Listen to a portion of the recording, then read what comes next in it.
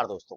मैं हूं आपका दोस्त, आपका होस्ट आर के, और आप देख रहे हैं आर के ट्रेडिंग। तो दोस्तों, कुछ इंपॉर्टेंट इंफॉर्मेशन है जो मैंने पब्लिक डोमेन से लाया हूं निकाल के आप लोगों के लिए। उसके बारे में जानकारी देना बहुत जरूरी है। पहले तो आप समझिए कि दिवाली के लिए जो मुहूर्त ट्रेडिंग है उसको लिए एनईसी और बीएसई ने अनाउंस कर दिया है। 1 नवंबर को मुहूर्त ट्रेडिंग होगा शाम 6 बजे से 7 बजे तक। ठीक है, 1 घंटे का स्पेशल सेशन होगा दोनों ही एक्सचेंज पर, एनईसी और बीएसई पर।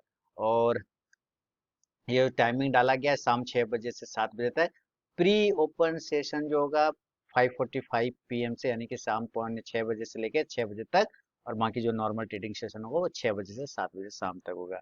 एक तो पहले ये हो गया कि मुहूर्त ट्रेडिंग अनाउंस हो गया। दूसरा जो है, एक ज्यादा अच्छी खबर है, वो है एनईसी ने एफएनओ ट्रेडिंग में लॉट साइज को बढ़ा दिया है 3 गुना। 3 गुना बढ़ा दिया है लॉट साइज।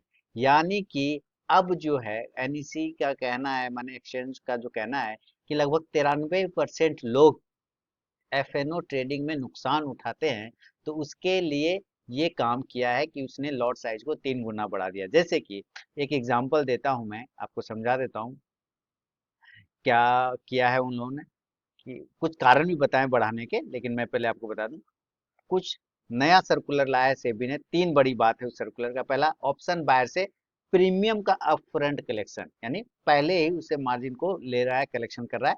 ऑप्शन बायर से ऑप्शन प्रीमियम का अपफ्रंट कलेक्शन किया जाएगा।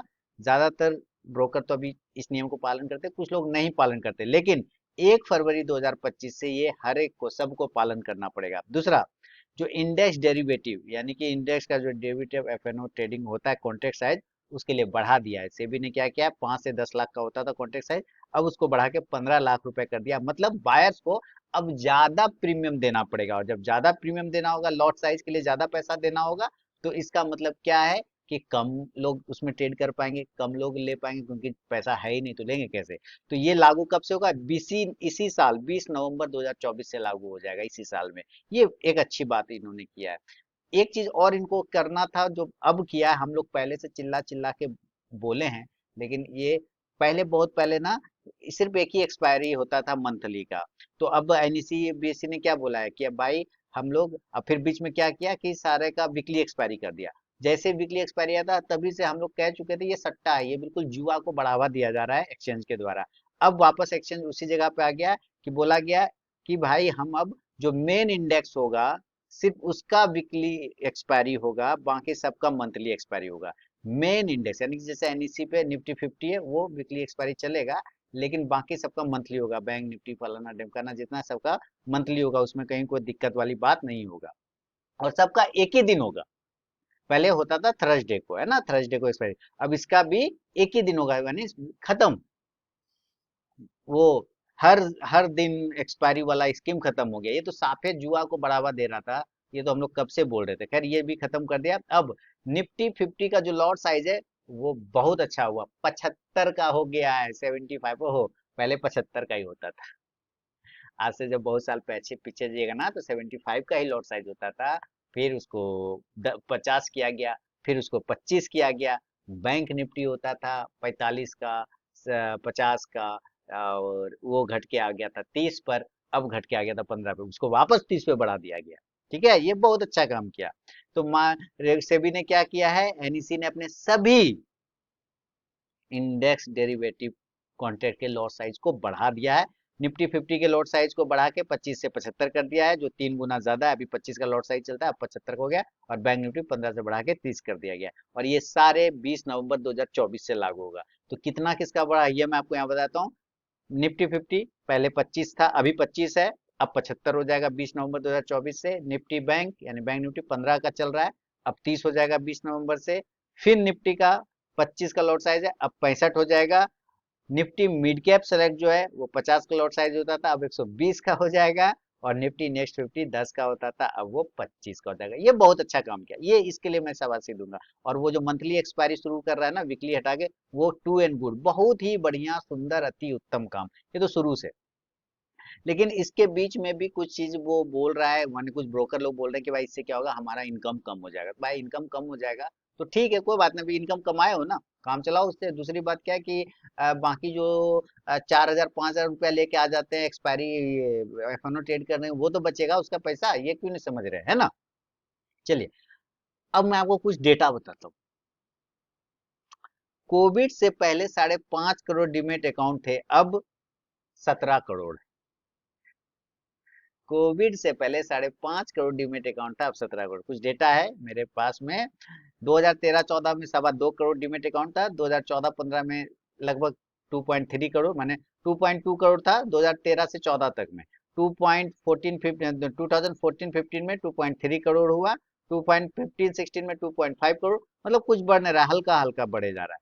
और 2016-17 में 2.8 करोड़, 2017-18 में 3.2 करोड़, 2018-19 में 3.6 करोड़, कोई दिक्कत नहीं। लेकिन जैसे ही आया 19-20 वहां से 4 करोड़, 5.5 करोड़, सीधे 21-22 में 9 करोड़ हो गया, 22-23 में 11.5 करोड़ हो गया, 23-24 में 15 करोड़ हो गया, और 24-25 में 17 करोड़ हो गया। अभी जो चल रहा है 17 करोड़ चल रहा है। जनवरी 2024 में सबसे ज्यादा अकाउंट खुला है, लगभग 47 लाख, 47 लाख, ये भी डेटा है। तो अब आपके लिए क्या इंपॉर्टेंट चीज है कि कॉन्ट्रैक्ट साइज बढ़ गया है, अब बहुत आराम होगा, मंथली एक्सपायरी शुरू हो रहा है, ये और ज्यादा आराम की बात है।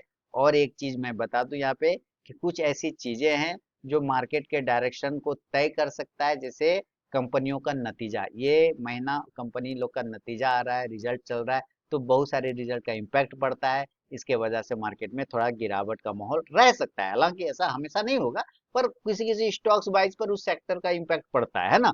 किसी लीडर का ही आ गया खराब रिजल्ट, तो सेक्टर के सारे स्टॉक गिर जाएंगे, ये सब चलता है।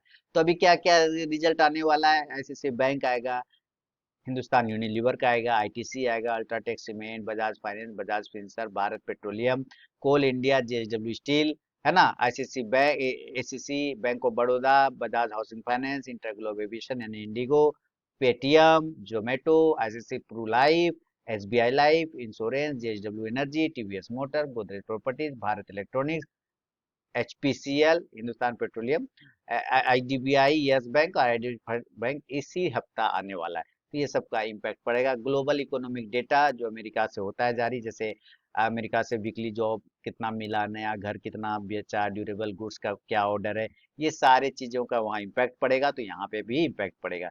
ये सब चीजों को आप ध्यान में रखिएगा।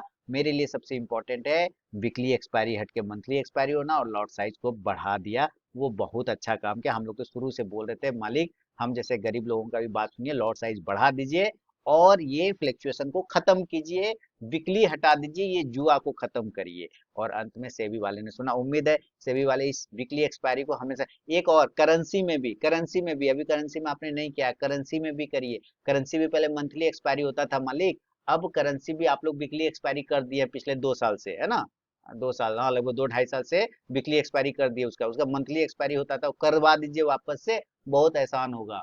उसका भी मंथली एक्सपायरी करिए, बहुत अच्छा रहेगा, क्योंकि उसके भी सट्टा शुरू हो गया है, करेंसी में भी, यूएसडी आईएनआर में भी। ये सारी चीज हो जाएगा तो बहुत अच्छी बात होगा। तो ये आपके लिए छोटा सा इन्फॉर्मेशन था, शेयर करना जरूरी समझा, बता दिया है। उम्मीद है आपको भी अच्छा लगा होगा। मिलता हूँ नेक्स्ट वीडियो में, तब तक के लिए बहुत बहुत धन्यवाद।